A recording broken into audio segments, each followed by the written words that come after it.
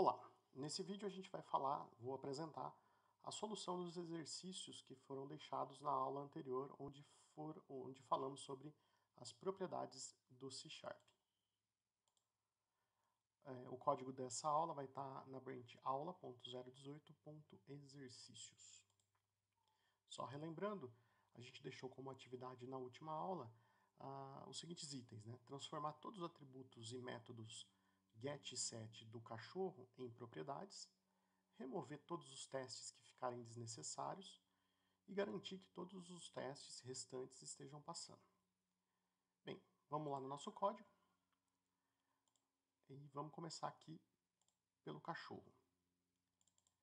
Eu vou começar pelo cachorro porque a maioria das nossas, praticamente todas as nossas, o refactoring que for ser feito aqui, vai resultar em propriedades automáticas. O que significa que a gente vai, no final, remover muito teste unitário lá do cachorro, lá do nosso projeto de teste.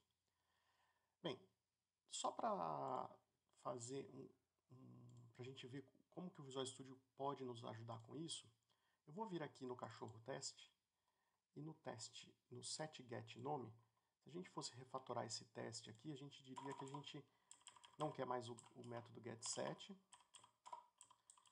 e a gente quer que ele se comporte como uma propriedade. A gente quer uma propriedade no lugar do getSet. O Visual Studio, então, vai sugerir para a gente criar essa propriedade. Tá?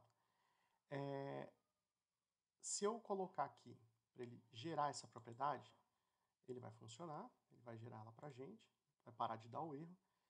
E lá na nossa classe, cachorro, ele vai criar a propriedade automática para a gente direto.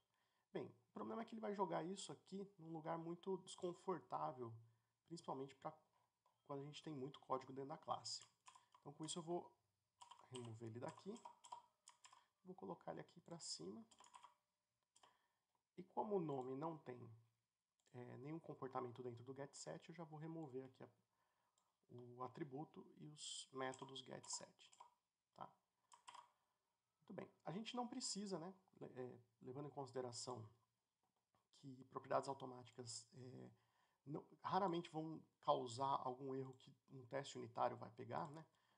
Qualquer erro que a gente fizer numa propriedade automática, muito provavelmente a gente vai pegar esse erro em compilação.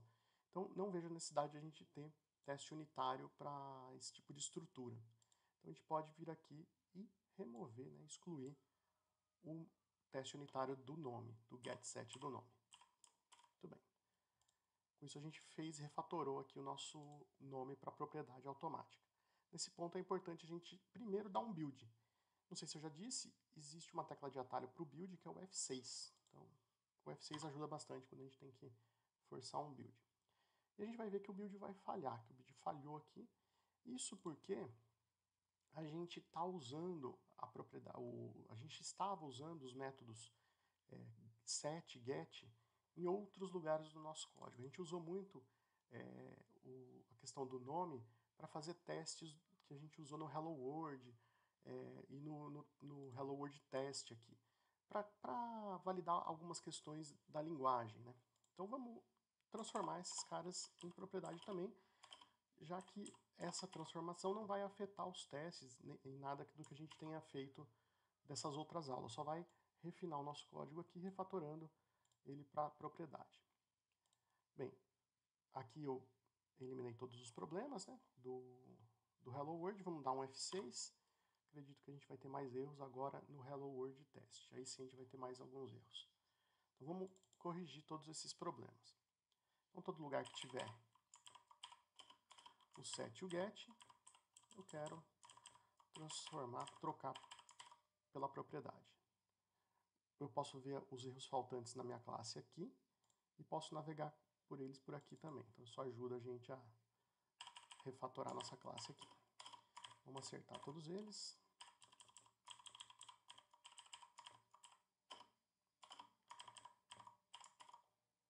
Por fim, a gente tem mais um, que é o setNome aqui. Com isso, veja que não temos mais nenhum erro nessa classe. Acho que vale a pena mais um build com F6. E agora sim, o nosso build foi realizado com sucesso. Bem, uma vez o build feito com sucesso, acho que a gente tem que executar todos os testes novamente para garantir que está tudo funcionando. E aí está. Bem, agora vamos fazer isso para as outras propriedades. Em vez de ir lá no teste unitário, pedir para o Visual Studio criar a propriedade, eu acho que é mais fácil a gente fazer por aqui. E existe uma tecla de atalho para isso, né, o que a gente chama de snippet, chamado prop. Então, se eu digitar prop, o próprio Visual Studio vai falar aqui, ó, que ele é um code snippet. E o que é um code snippet? É um atalho para código. A gente já usou isso com o console writeline, onde a gente usa o CW. Não sei se vocês se lembram, a gente poderia usar o CW e ele iria gerar para a gente um console writeline automático, para a gente não ter que digitar tudo. É a mesma coisa para propriedade. A gente pode criar uma propriedade usando o snippet prop. Na hora que eu digitar prop e der 2 tabs, ele vai criar a estrutura de uma propriedade automática, tá vendo?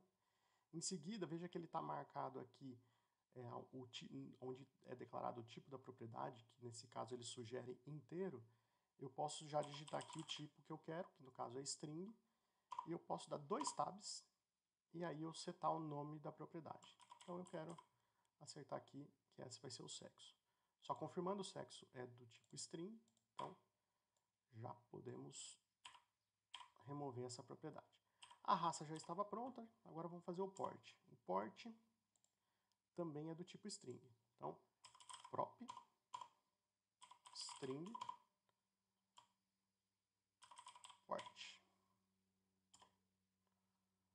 Posso excluir aqui o port, os métodos e o atributo port. Por fim, idade. Idade é do tipo inteiro. Então, aqui como ele já está definido inteiro, só vou dar mais um tab e aí eu digito aqui o nome da propriedade, que vai ser idade. Vamos remover aqui esse region. E o peso? O peso, como a gente viu na última aula, ele tem comportamento. Então ele não pode ser automático, ele tem que se manter aqui como uma propriedade tradicional, com o backing field, ou atributo. O que a gente pode fazer é remover aqui o region, porque a gente pode usar a própria minimização aqui da propriedade para facilitar isso.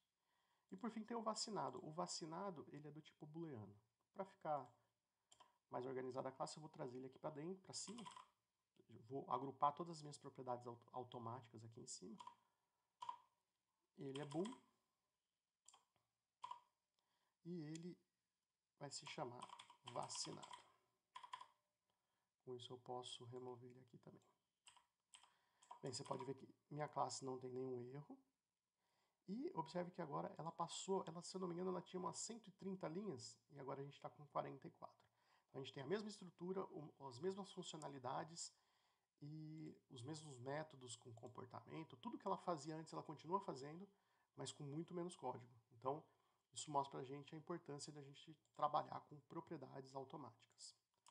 Para a gente poder finalizar, vamos aqui nos testes unitários, excluir os testes que não precisam mais existir. Então, são todos os testes dessas propriedades automáticas. Então, o nome a gente já removeu. A gente pode remover o sexo, o porte, a idade. O peso a gente vai manter, porque ele não é uma propriedade automática. E a gente vai remover o vacinado. Então, assim também a gente diminui a nossa quantidade de código em teste unitário. Por fim, vamos dar um build, ver se está tudo compilando com sucesso. E para finalizar, vamos executar os nossos testes. E aí está. Todos os testes passando. A gente tinha 27 testes antes dessa aula. Agora a gente tem 21, diminuímos bastante teste, mas temos aqui apenas os testes que são realmente necessários para validar o nosso código. Era isso que eu queria mostrar nessa aula, era isso que eu queria falar sobre propriedades. Agora a gente vai evoluir aí nas nossas aulas com recursos mais avançados da linguagem a partir da próxima aula.